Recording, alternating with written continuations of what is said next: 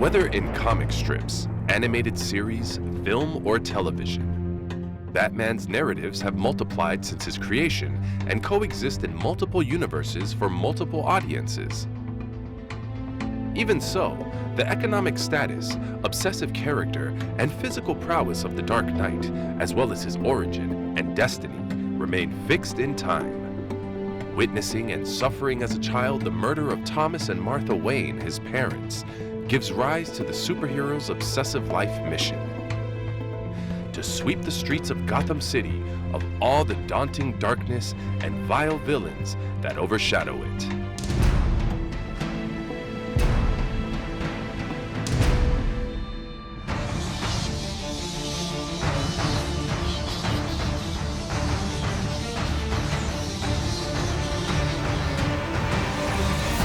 Vigilante.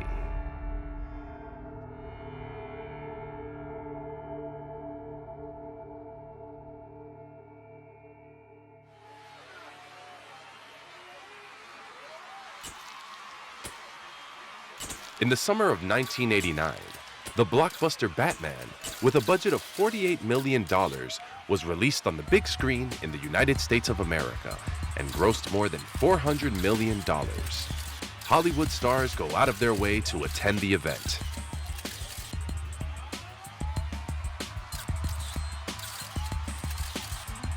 Batman mania resurfaces, and sales of toys and merchandise associated with the superhero multiply. Batman takes over the country. Cereals with the figure of the Bat hero float in the milk bowls of thousands of children, trading cards, video games, and much more paraphernalia. Batman becomes a cultural phenomenon, an icon of the masses.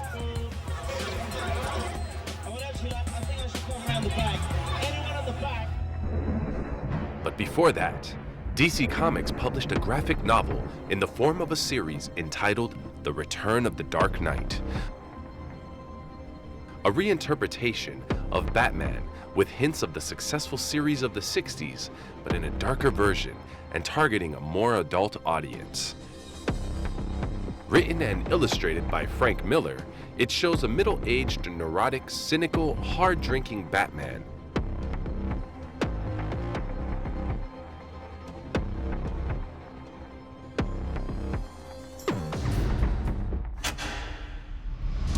In 1988, Tim Burton had just directed Michael Keaton in the fantasy comedy Beetlejuice when he was tapped to direct the new Batman blockbuster. Although known for his lighter roles, Keaton is chosen to play the Dark Knight. This choice causes unease among comic book fans, some producers, and even one of the creators of the character, Bob Kane. Batman fans do not believe that a comic actor, short in stature, can embody the darkness and gravity of the Caped Crusader. People don't realize that comedy, and people come from comedy, the comedy a lot of times comes from anger, and Michael's got quite an explosive side to him, and I just felt it was much more interesting to go this way than, you know, a much more traditional square-jawed actor. In order to ensure the success of the film, the producers hired a great star of the moment, Jack Nicholson, in the role of the Joker, and the beautiful actress Kim Basinger in the role of journalist Vicky Vale. That same year, DC Comics released two new books, Batman Year One and The Killing Joke, famous for forever fusing the symbiotic relationship between Batman and the Joker. All this with a view to the great celebration of the 50th anniversary and the release of the new Batman movie.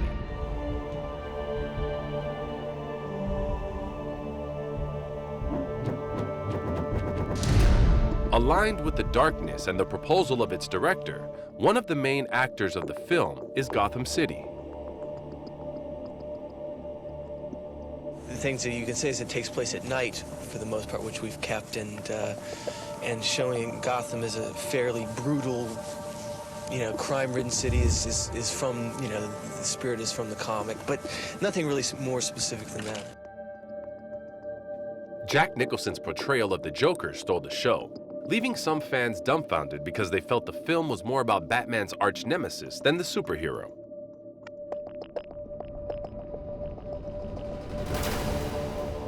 And to top it off, the last image of the Caped Crusader standing on top of the building reminds them more of Superman than of Batman crouching down like a gargoyle.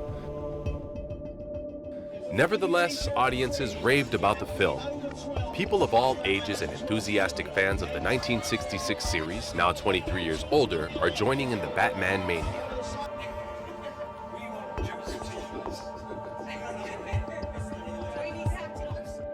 In the ideal Batman universe, the motto is, "Don't kill." All the arch-villains end up in Arkham Asylum, from where, thanks to the lack of vigilance, they manage to escape in order to keep the saga alive. But in Burton's film, Batman kills, not in self-defense, but deliberately.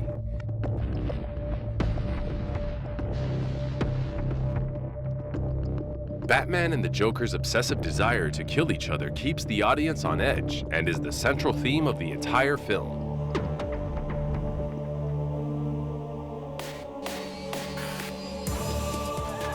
This Batmobile model is the vehicle that many dreamed of owning. Tim Burton commissioned its creation to renowned British designer Anton Furst, who the following year won an Oscar for the art direction of Batman. It was handcrafted using fiberglass and parts from other cars, and although in fiction it had an airplane engine, in reality it was a V8 engine from a Chevy. Although some consider the Tumbler from Christopher Nolan's trilogy to be superior, the aesthetics of Burton's Batmobile still make it the dream vehicle.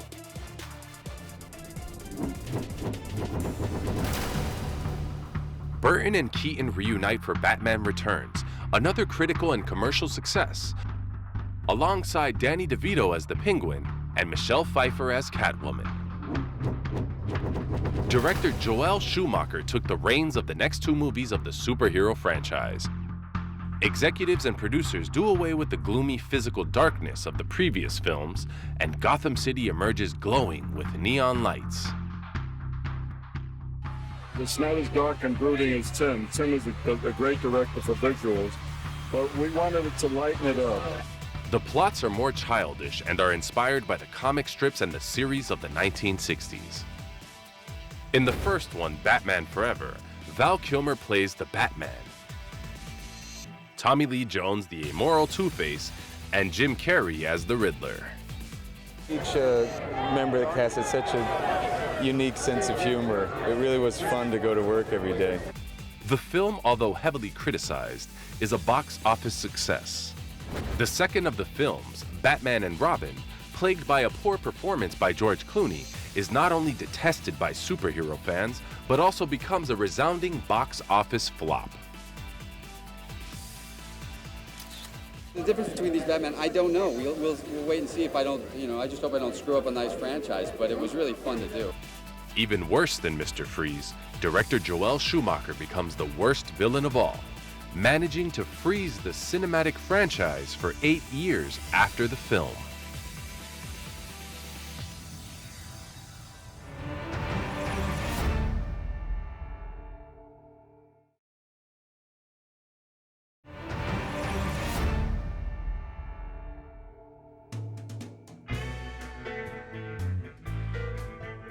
In the mid-60s, A Night with Batman and Robin, a compilation of a series made in 1943 by Columbia Pictures called The Batman, was presented in different theaters in the United States.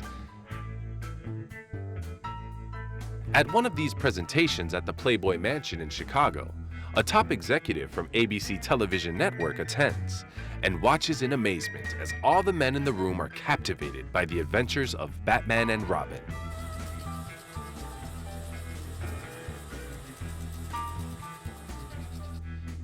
ABC has been looking for a superhero for the screen for months, and the owners of the Batman copyrights are more than willing to negotiate. The network's executives hired producer William Dozier to create a series that would be fun, but still maintain a serious style.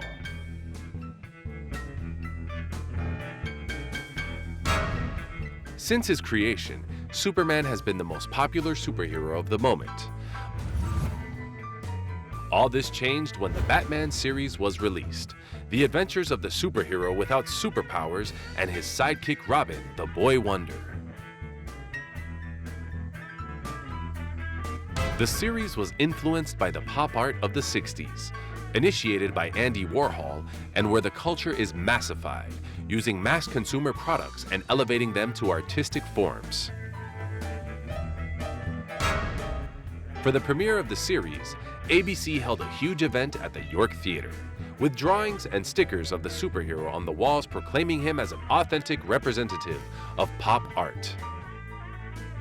Although attendees of the event claim that the real pop art of the night is not the superhero graphics, but the eccentric characters attending the premiere.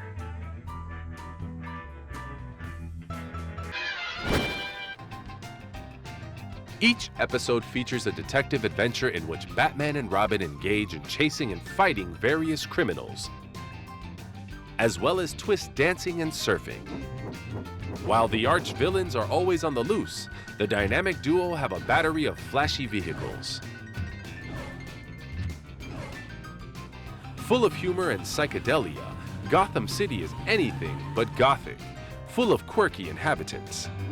The dynamic duo possess no supernatural powers and are captured by notorious villains in every episode. Images with exaggerated expressions are imposed and the heroes are trapped to always narrowly escape and defeat the villain of the day.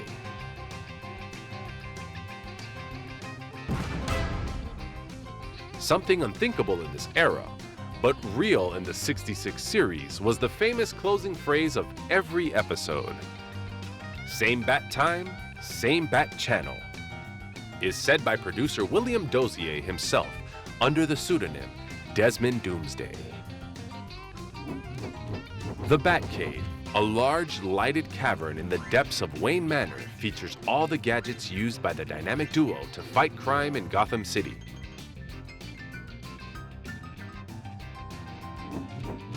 The Batcave is activated by a call from Commissioner Gordon, more often than not, answered by his beloved butler and mentor, Alfred, on a blinking red phone in Bruce Wayne's study. A button hidden in a statue of William Shakespeare opens the secret door. To the bat poles, says Bruce Wayne, and as if by magic, on the way, Bruce and Dick disappear, and Batman and Robin emerge. The chase and the adventure begins.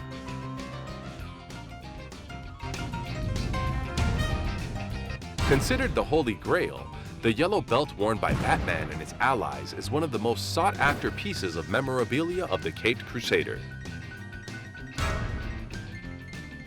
It appeared for the first time in 1939, and in the 60s series. It featured a bat boomerang, a bat rope with a hook, and bat bombs, among many more bat gadgets.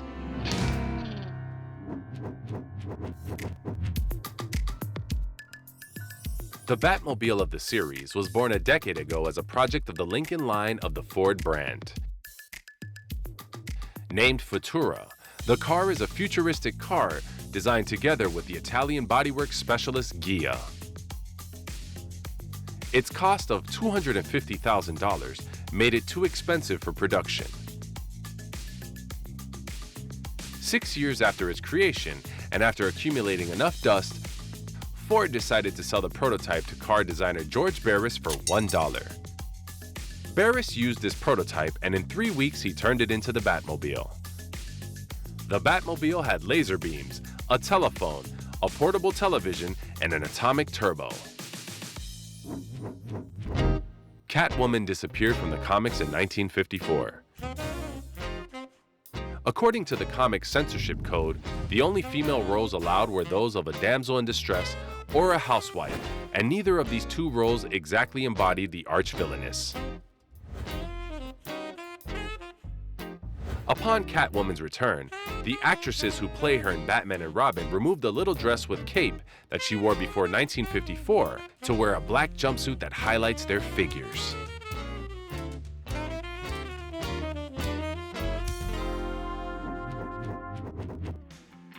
In the last season of the series appears for the first time on the small screen, Batgirl.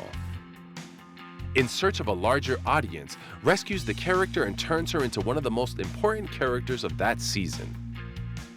Yvonne Craig, American actress, gets the coveted role of Barbara Gordon, aka Batgirl. Barbara is a librarian, Commissioner Gordon's daughter during the day, and a young masked woman, Batman and Robin's helper in times of danger and need. Batman and Robin was on the air for only 3 seasons, yet the series remains indelible in viewers' memories. Like most pop art, the series and the movie were disposable consumer products that, although at the time skyrocketed like rockets, soon fell into oblivion and disappeared.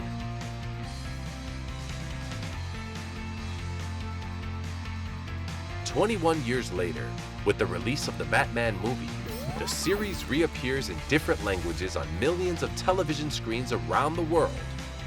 Holy series!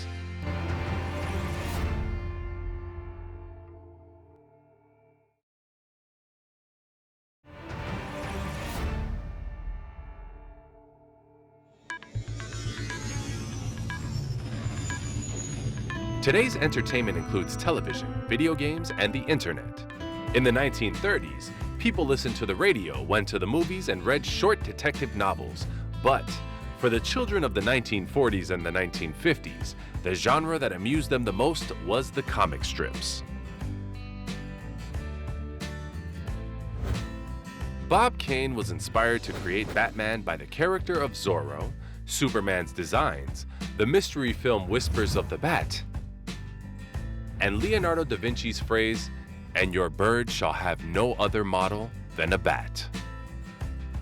Brainstorming with his good friend Bill Finger, co-creator of the character, in Edgar Allan Poe Park in New York's Bronx, bring the masked hero to life.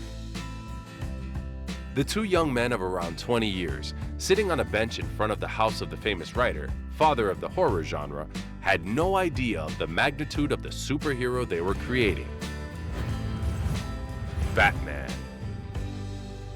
With his tragic past, his black mask and cape, and his indefatigable spirit of a nightbird. Bob Kane, the boy born in the Bronx of New York, who ends his days in the city of Los Angeles, had an exuberant personality. He managed to position Batman, a hero without superheroes, in the world of comic books. Since his creation, he receives the fans sheathed in the superhero's cape. In the 40s, he worked freehand drawing the comics. During the 50s and 60s, ghost artists draw under his name, and Bob Kane sells as his own oil paintings of Batman and Robin made by him and others. In 2015, posthumously, he was inducted with his own star on the Hollywood Walk of Fame. One of the first artists to collect royalties in the comic book industry, he makes sure that his contracts list him, and only him, as the creator of Batman.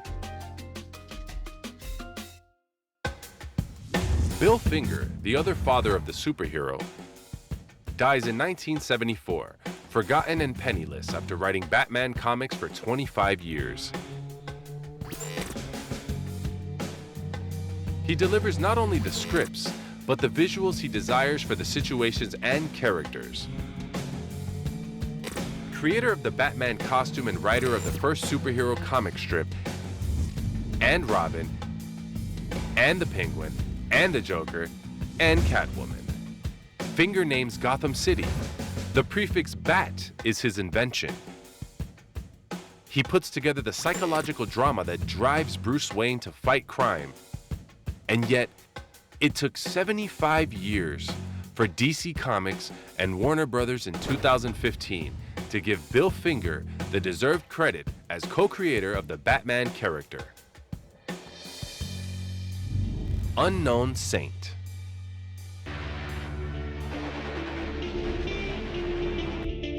In 1943, during World War II, the superhero appears handing out weapons to American soldiers. The comic book industry becomes a big business and becomes part of the war.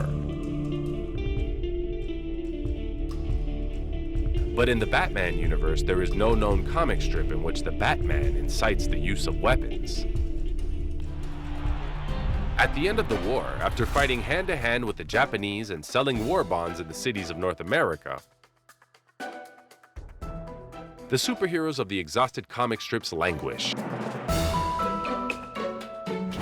Only Superman, Batman, and Wonder Woman half survive. The comic book industry decides to soak up what is fashionable in the press, movies, and radio. Westerns, mystery, and crime. Science fiction and romance comics proliferate. Bloodbaths, monsters, damsels in distress, and infamous villains abound.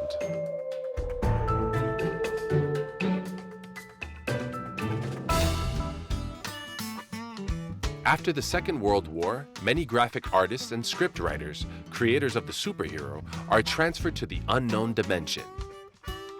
Dick Sprang stands out among these artists.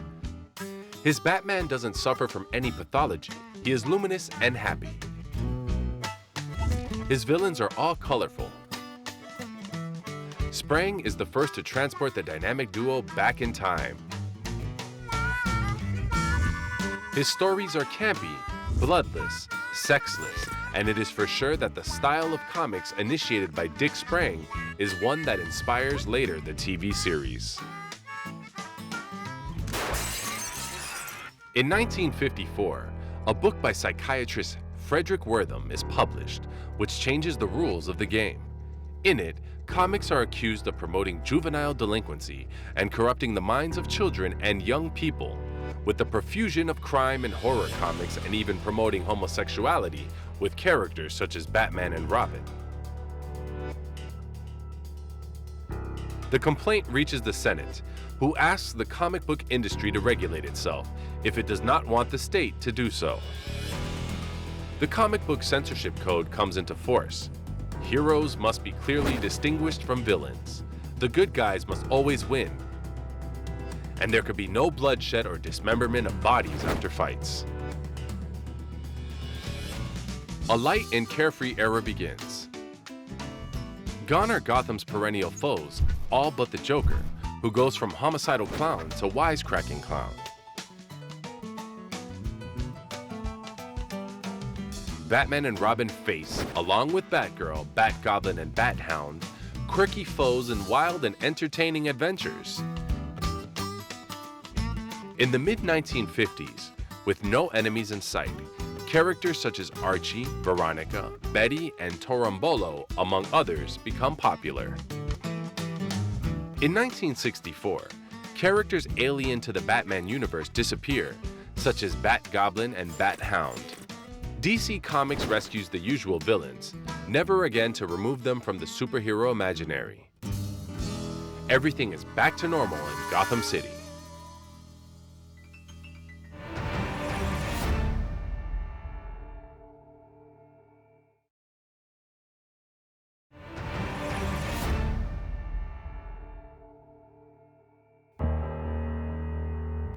In 1966, Batman made viewers laugh out loud. 23 years later, Tim Burton shrouds the Batman in smoke and darkness, builds a depressing gothic world, and audiences rave.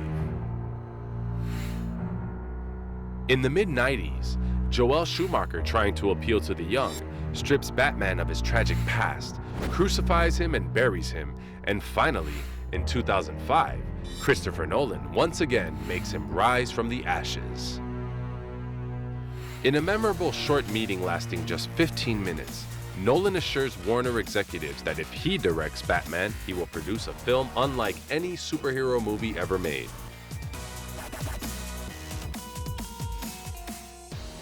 If you think of his history, I mean, you know, from Insomnia and Memento, he was an independent, small filmmaker. And Warner Brothers had the courage to give him this first one, you know, $120 million movie, and he still thinks absolutely independently with no cliches. After seeing Christian Bale in the movie American Psycho, Christopher Nolan chooses him to play the Dark Knight. Christian Bale, I'm really excited because I've seen every single Batman, and Christian Bale turned me on and terrified me in American Psycho, which is a hard thing to do. Patrick Bateman's gaze reflects a cataract of dangerous thoughts. a gaze that reminds him of Bruce Wayne, a dark character with an altruistic motivation. You see that in Christian's eyes, and that lets him present a really credible portrait of a self-created superhero. The acclaimed director of Insomnia and Memento told the British magazine Empire that Bruce fights to prevent what happened to himself from happening to others. He is a heroic yet human figure, full of negative impulses, fury, rage, guilt, fear, who fights to turn those impulses into a positive force, and that is what distinguishes him from being a psychopath, unlike the Joker and his passion for mayhem. They are two uncompromising individuals, but the difference being that Batman does have a rule, you know, he does have these ethics, which he in many ways, you know, he wishes to shrug, you know, he's a very violent individual when he becomes the Batman creature. Christopher Nolan's trilogy opens with a young Batman tormented by his fear of bats, who soon transforms into a Dark Knight, with his feet on the ground and everyone's dreams and nightmares. Batman's a good guy, but he's got some issues. In Batman Begins, Ra's al Ghul, played by Liam Neeson, the most transcendent villain in Nolan's trilogy, instructs Bruce Wayne in martial arts in order to use him to destroy Gotham City. But Batman's goal is to save it, not to take revenge, nor to wipe out the city. In Batman the Dark Knight, the continuation of the saga, Batman attracts the interest of the Joker, who in turn seduces Harvey Dent, District Attorney, and Gotham's best hope for salvation into darkness. And then comes along the Joker and just kind of ruins everything and becomes the biggest, most seductive temptation for Batman to break his one rule of not killing of any adversary that he's come across so far. The vigilante Batman becomes the true hero, capable of sacrificing himself and tarnishing his name by incriminating himself in a series of murders he didn't commit. Harvey Dent, alias Two-Face, embodied in the White Knight, is exalted as the hero who saves the city. Batman resists. Ra's al Ghul's power lives on in the final film of the trilogy, Batman the Dark Knight Rises, with the macabre plans of his daughter Talia and the evil Bane bent on finishing the job begun by Ra's. But Bruce Wayne, depressed and distraught, with no reputation and his back broken by the evil Bane, manages to overcome, fights back, and Batman becomes not the hero Gotham deserves, but the hero the city needs.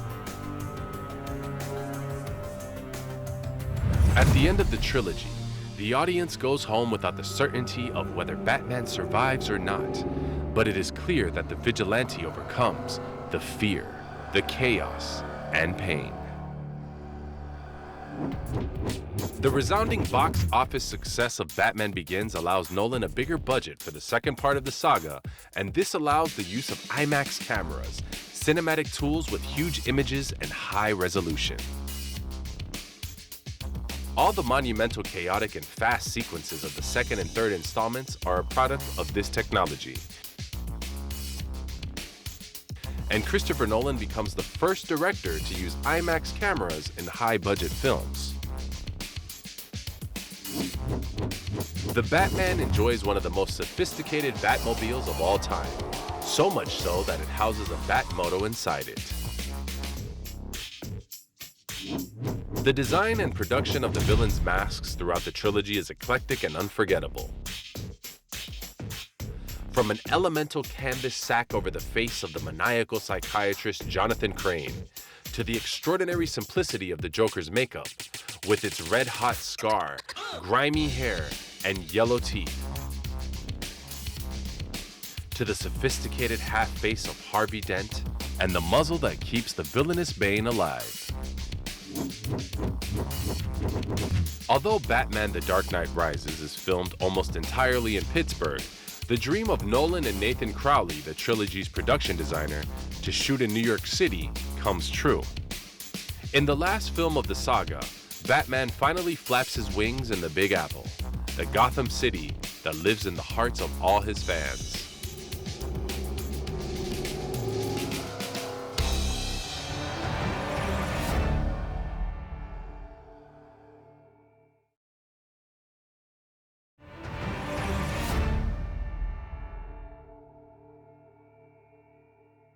We've had a lot of people who have been Batman: Michael Keaton, George Clooney, Christian Bale, Ben Affleck.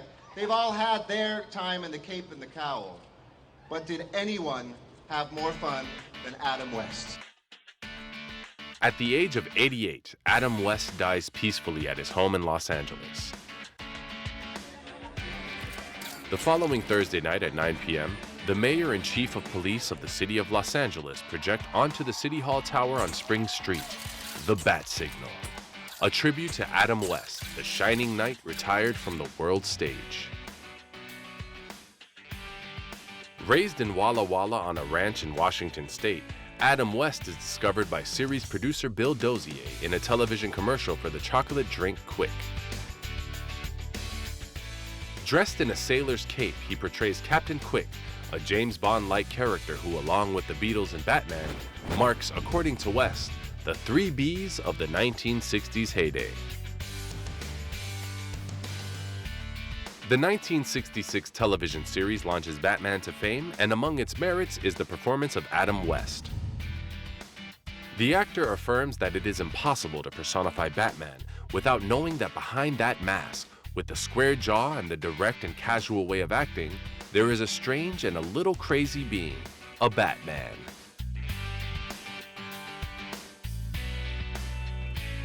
In 2012, he receives a star on the Walk of Fame, and 2 years later, he attends the Comic-Con convention in San Diego as a guest. Seeing himself surrounded by so many adults who grew up watching the series, Adam declares his immense gratitude to them. He considers himself the luckiest actor in the world to be there 48 years later with them.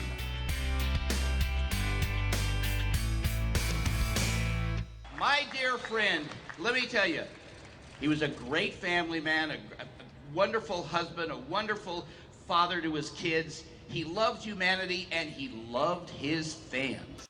Burt Ward, 21 years old, plays the adolescent Robin, inseparable companion of Batman in the series. Cheerful, innocent, good-natured, and wearing colorful underpants that bring to mind the unforgettable Robin Hood. Holy macaroni! In the movie Batman and Robin, Chris O'Donnell, in the role of the Boy Wonder, shares many scenes with Arnold Schwarzenegger, but Chris claims that he never filmed, not even a scene in which they were both together. Holy double! Joseph Gordon-Levitt. At the end of the movie The Dark Knight Rises, the audience learns by chance that the full name of John Blake, a cop who admires and helps Batman, is Robin John Blake. Holy surprise! Jim Gordon debuts in Detective Comics issue 27 as the Dark Knight's first friend and ally. The Commissioner, like Bruce, dedicates his career to protecting the citizens of Gotham City. In his long journey in the Batman universe, he suffers thousands of vicissitudes. Commissioner Gordon sometimes doubts the vigilante's methods of action, but recognizes his courage, and the two maintain a good friendship and mutual respect. Neil Hamilton, in charge of bringing the Commissioner to the small screen in the Batman and Robin series. The Bat Phone is his best ally to fight crime in the city. Pat Hingle, versatile actor with a career in theater, cinema, and television. In the Burton Schumacher tetralogy, reprises his role as Commissioner James Gordon. Gary Oldman, one of the 5 repeating actors in Nolan's trilogy. Selected at the last minute, he studies and learns the lines of the script on the flight that takes him to the filming location. Oldman, known for his villain roles, appreciates this new role. It's kind of nice to do a character with, I don't think he has an edge. Good, wholesome, you know, compassionate family man. Alfred Pennyworth, Shakespearean actor. His patriotic duty induces him to learn the art of war. Alfred later becomes Bruce Wayne's butler and best ally.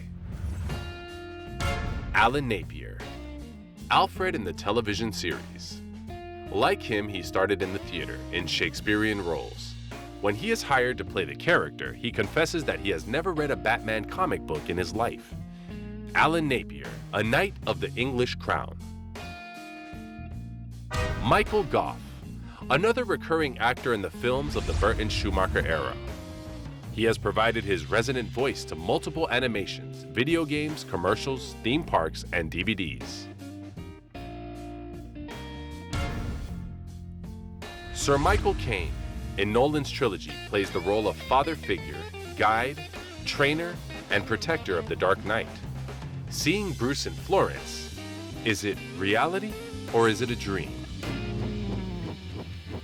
Lucius Fox, chief director of Wayne Enterprises, and king of the gadgets researched and built by the Wayne Consortium. One of the most loyal allies of the vigilante. Morgan Freeman, another of the 5 actors to reprise his role in Nolan's trilogy. After watching the 3 films, some people still wonder if Lucius Fox knows that Bruce is Batman. One of the 3 most popular villains in the Batman universe, better known as the Gotham City Sirens, is Catwoman, Selina Kyle. She made her debut in the comic book Batman #1 as the Cat, an innocent old lady jewel thief. She has enjoyed different stories in the Batman universe: prostitute and feline dominatrix, airline stewardess, and of course, expert thief. Prevalent in space-time is her love-hate relationship with Batman.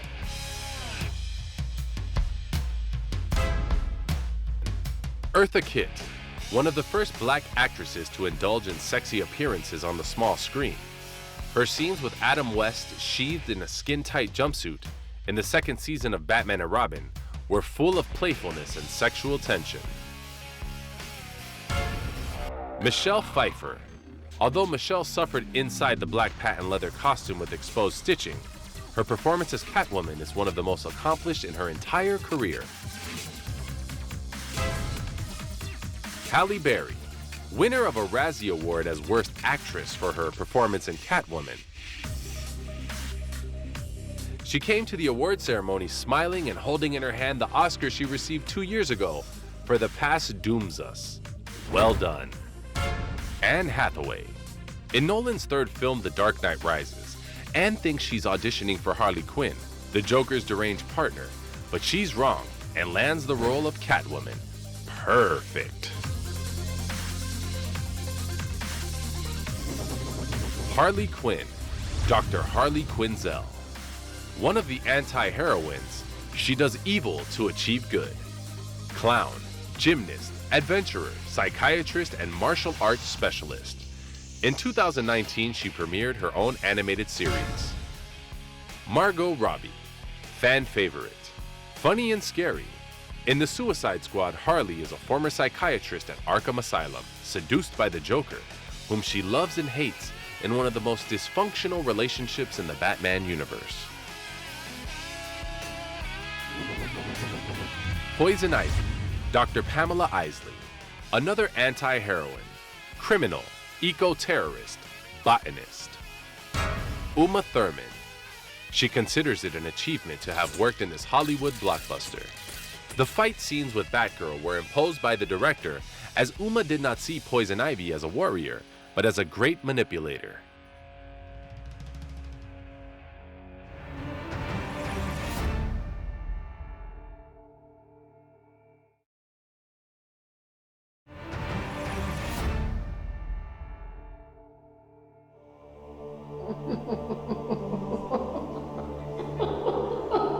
The laugh was actually before I even read the script. Todd came over and kind of talked me through what it is that he wanted out of this character. And he described the laughter as something that's almost painful. It's a part of him that's trying to emerge. In 2019, the Joker throws his final laugh in Batman's face as he releases his own movie. Staunch enemy of the Dark Knight, psychopath and clown, anti-hero par excellence, and indifferent to social norms. the Joker represents chaos and acts on pure instinct.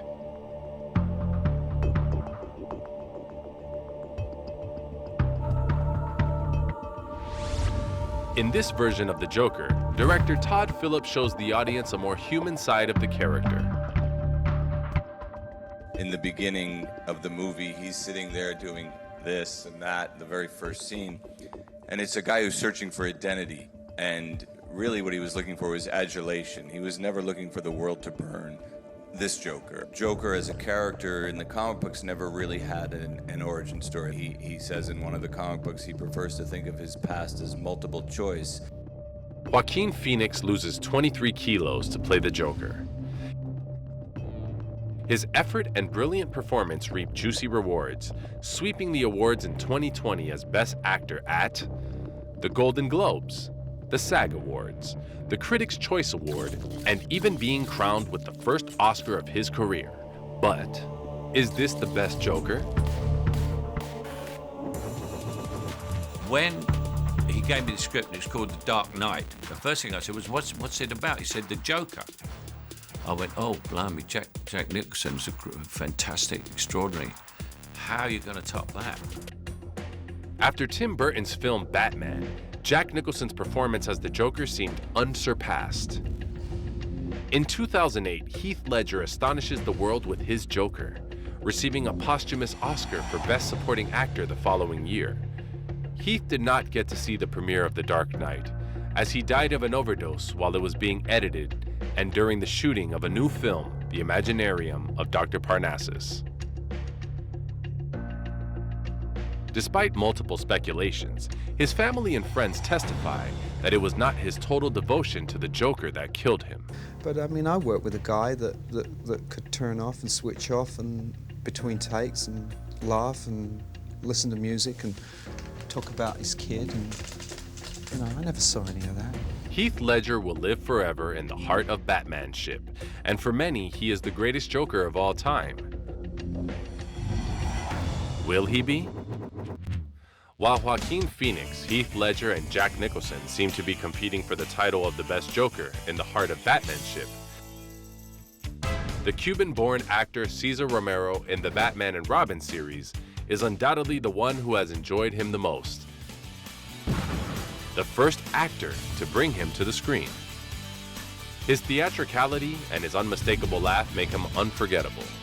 The Joker is the villain with more appearances in the series, along with Burgess Meredith in the role of the Penguin, one of the oldest enemies of Batman, who, unlike many of the villains, enjoys sanity and common sense. He is defined by his passion for birds and his collection of umbrellas. Danny DeVito assures that Oswald Cobblepot, alias the Penguin, a brooding dark criminal who dreams of becoming mayor of Gotham City, has many layers and is a difficult role to play. And how could it not be, if he is born deformed, abandoned by his aristocratic parents, thrown into the sewers, and raised by penguins from the also abandoned Gotham Zoo?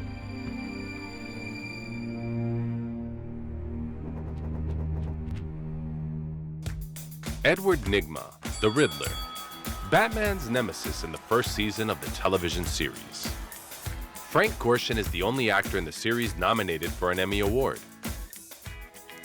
He demands for his role a green suit with tie, gloves, and hat, attire worn by the Riddler to this day. The Riddler, before the premiere of the Batman and Robin TV series, only appears twice in Batman comics. That year, he rose to fame with his wacky puzzles, booby traps, and bombs.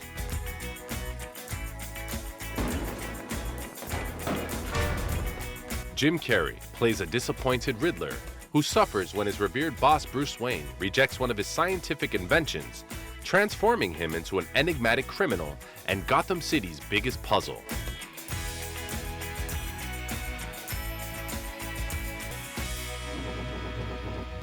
Three actors portray Mr. Freeze, Victor Freeze, in the 1960s series: George Sanders, Eli Wallach, and Otto Preminger. George and Eli used German accents for their performance, while Otto Preminger kept his Austrian accent. In the movie Batman and Robin, despite the criticism, Arnold Schwarzenegger's performance is infectious. Denied a refill of his medicine bottle at the pharmacy, he responds, "And I'll be back." Iconic Terminator phrase. Bob Kane and Bill Finger, in addition to creating Batman, gave life to Joe Chill, the vigilante's first arch-enemy.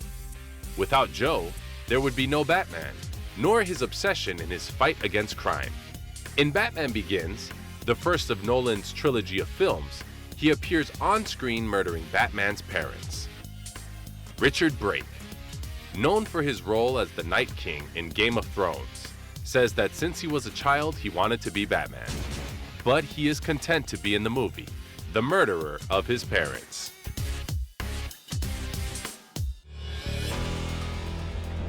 Batman has even more enemies, arch-villains full of destructive cravings. They are few compared to the millions of citizens who breathe a sigh of relief and sleep peacefully knowing that the city counts on the vigilante to restore order and justice in Gotham City.